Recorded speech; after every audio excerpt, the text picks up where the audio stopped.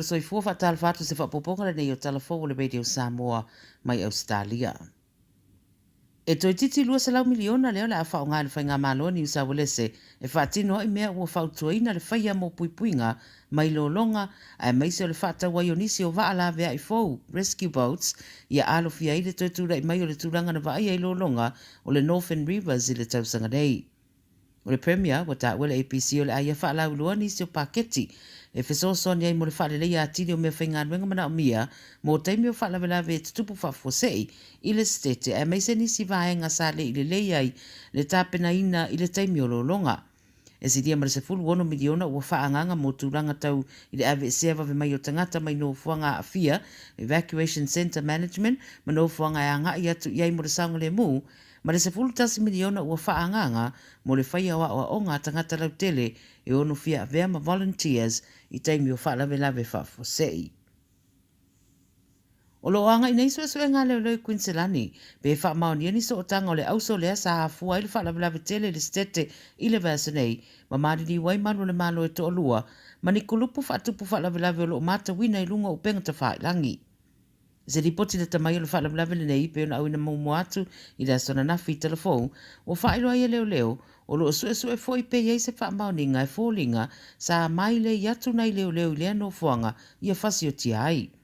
O la tonu fa tupuina le wha lawe le o Nathaniel Train sa ave mo moma pule a onga o lo nausa o Gareth ma lona to o Stacy le ua mariri uma ina o tawhana i leo leo muni muni ana i le pō leo le asunga fua o le vasa nei. Sa anore komisina o leo leo Quincelani o su engo lo sida sida ai i so o tanga o la tawia manisi o kulupu extremist i lunga o penga ta wha ilangi na uadia e nisi o post ma whamtaranga sa whaia a Gareth Train i lunga o penga ta wha ilangi.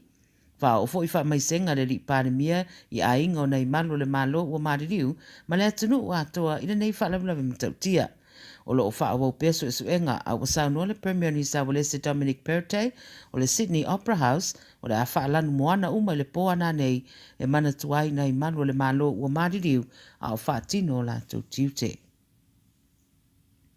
Ua wha mauni ua mali usta mai ta i Tala Fou na ua pa uane mai le cruise ship i ngā tai whale o Ausetalia i saute. O le vaa o le Pacific Explorer, wha mai li poti nei lua le au vaa o Stasio le Pasese le ua pa u ese ma le vaa. Wha maunia mai e le company e u mia le vaa e moni, ua mali ulta mai ta i lua suutultu sanga le matua. Wha mai sa malanga atu le ata mai ta i ma Stasio lo na ainga i lunga le vaa, a nga i ese mai ma mele pone le asona nafi, mo se malanga ta amilo e wha aso le Kangaroo Island ma toe fo iane. Pei ta i la o lea ua wha ilo mai wale o na o lo wha ngā soro nei su e suenga i le nei wha na me lave.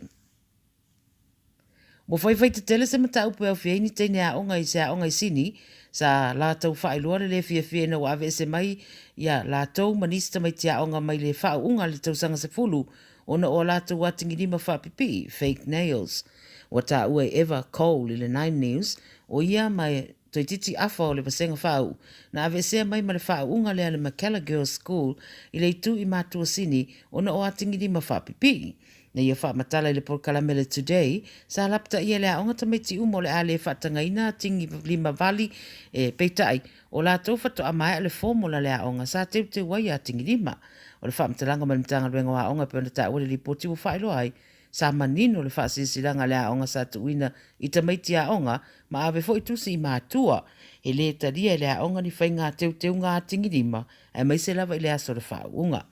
Pe ama le luas furu rate ne aonga le imwhai ona o le stage mo le tui nane o tusi pasi ono le leus ta ia o whatanunga mai le pule mawhai aonga.